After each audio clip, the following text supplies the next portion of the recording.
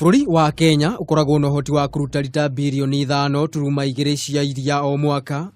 Undu uria riu thirikari itanyitwo kuongerera kuhitukira urimi wa mburi cia iria, ng'ondu o undu umwe na ngamira. 1 2 3 4 1 2. Akiaria thukuru-ini wa urimi wa mahiu ma iria mwena wa Naivasha, Mwandiki mukaru ministry-ini ya mahiu Harry Kimtai augite iria ria guku bururi-ini ni rikoretwo riri nyinyi, akiuga ikinya riri ni ritanyitwo kuongerera iria riri.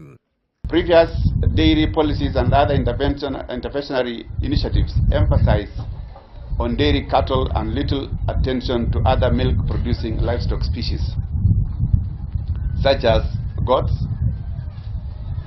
and camels. Dairy goats and camels contribute up to 16% of the total milk production in the country.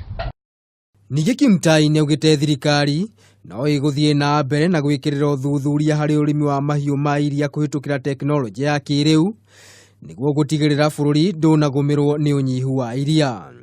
The development of these other milk species requires strengthening and corresponding upgrading aimed at promoting the species as alternative source of milk.